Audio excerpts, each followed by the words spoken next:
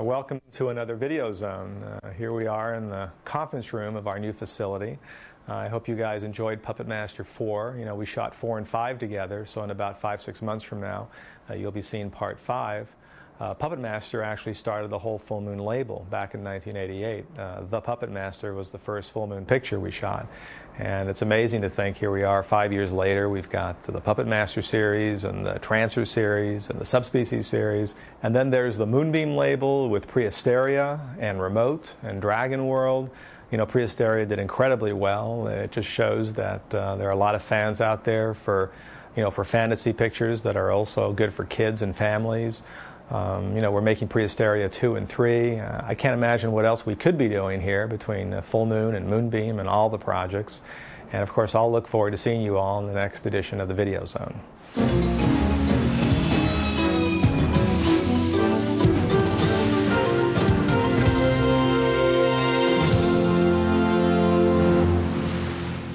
The puppets are back. Only this time they're on our side. Their mission: to stop an evil force beyond imagination. Join Full Moon Entertainment on a trip into the fourth dimension with Puppet Master 4. Jeff BURR settled right into the director's chair as he tried to give a new perspective to this fourth installment in the Puppet Master series. It's David Schmoller, David Allen, David Dakota, and now Jeff BURR. You know things are going to be different right away. The director's not named David. Action! So it is tough to do a sequel, but at the same time, at least this one is, it's more of a continuing adventures of, as opposed to a true sequel. Maybe that's the formula Toulon wrote about. Wait a minute, how can Liquid animate these guys?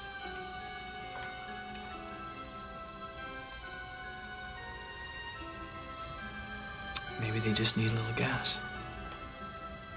To make things a little more interesting, BURR directed both Puppet Masters 4 and 5 at the same time. Actually, it was probably easier than I thought it would be. Not to say that it was easy, but it was like a mini-series, really. Where there were literally some moments where you would, as a director, you'd be sitting there, you'd end up explaining something to an actor and then realize halfway through your explanation, oops, wrong movie. You know, it's like that's 4, we're doing 5. I'm sorry. So that happened a couple times, but not too many though. I'm The Undertaker? the Undertaker caretaker. However, Gordon Currie, who plays the cyberpunk puppet leader Rick, had a different opinion. Puppet Master. To shoot the two movies at the same time is also a challenge, because this movie, it moves so quickly and so much has happened, and something's just happened right before and something's just about, I mean, and you don't know what, so, and when you're doing part 4 and then boom, I do a wardrobe change, come back, and they're already lit for part 5 and coming in, and yes, it's very difficult. Okay guys, so changing shirts, putting the bloody shirt on here.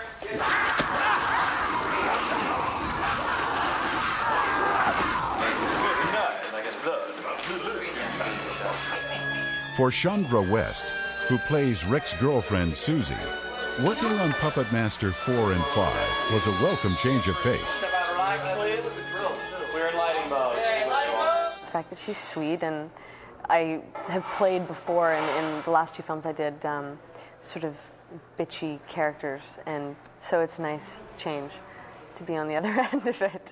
I like the fact that it's kind of a wholesome horror movie, you know? No sex, not a lot of swearing, and it's cute. And yeah, so I think people will like it. You guys play macho, taking Lauren into your room. Wait, Susie! Women. Things weren't so amusing for Jason Adams, whose character Cameron gets killed by one of the little monsters. I think they needed to go to another dimension to bring in somebody strong enough to kill Cameron. That's what they had to do. This is so because he's such a strong character. Somebody pinch me. Action. The evil totems are sent forth by their demon lord Sutek, who rules the fourth dimension from a huge set created just for him. again, that lends another dimension to the movie because you've never seen. It's like a whole new puppet master experience here because you've got this nebulous underworld with this evil lord and the totems. To light it, of course, it took a long time, but it was worth it. It's one of those occasions where I wish viewers out there could see it on the big screen because it looks great. The immense set was designed by production designer Milo, and its ruler was created by Wayne Toth of Alchemy FX. Excellent. It was pretty free reign because it's very vaguely described in the script as being the king of the fourth dimension. He controls the secret of the puppets. So that's all we really had to go on. So we just came up with anything that looked kind of evil and royal looking. So he's really tall and broad-shouldered and strong. Hey, he's made out of several different materials. The head and hands are foam latex because they have moving parts and it needs to be really pliable. Although the Sutek character appears to be a costume, it is actually based on a Japanese-style rod puppet that is strapped to the performer, Jake McKinnon. My feet are inside of its feet. The calves are attached to my calves, the waist, the chest, and the head. So basically, whatever I do, it does also. This is a fiberglass skull cap. It was made off of a mold of my head, so it fits like a glove. And on this aluminum part here, there's a hinge with a rod that goes to the bottom of the monster's head. So when I move, the monster's head moves with me. I'm looking out of the monster's rib cage. There's a skull pendant with holes where the eyes are. I look through the skull's eyes. I can't see very well, but you know, I just have to rehearse every shot. Sutek, I'm getting some arm movement there. To help fight the new evil foes, the puppets add reinforcements with the latest puppet, Decapitron. In the script, it's basically described as Andre Toulon's unfinished masterpiece, and there's a scene, a resurrection scene, right out of Frankenstein. It's really fun. The puppets gather around and rescue the Decapitron and attach wires to a lightning rod and get him juiced up like that. And it's actually really very cool scene. This is Charlie Band's newest idea. This is Decapitron. This is the newest puppet, and this is a great puppet, but it has, the thing about it has 3 different heads. But this head here, this is for morphing. And what that means is they're going to use computer effects to make this head come to life. Is that you can see, it looks like metal, but it squeezes like rubber. And it's a special material that we've put together that comes up. Okay, that's his first head. Now his second head is called the weapons head. And this weapons head is able to fire machine guns from the side to side. Move the side to side, Connie. Or, if that's not enough, it also has electrical bolts that each one of these terminals feed this large electrical ball, which then shoots a bolt of electricity. Decapitron is just what the puppets need to send the diabolical totems back to where they came from.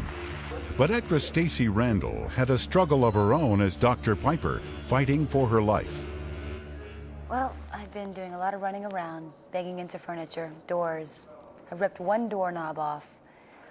This little guy is giving me a hard time. A little guy with a lot of little tentacles sticking out. I don't know why he's after me. I didn't do anything to anybody, and he's on my back. He's all over the lab. He's just not leaving me alone. Action! Well, if you let your imagination get carried away with you, it's quite an adventure, because if you do, it really feels like you're somewhere else in another time, because it is realistic looking, and it's very exciting. The deadly battle continues for the power of the totems, and Full Moon will reveal their secrets with a behind-the-scenes look at Puppet Master 5.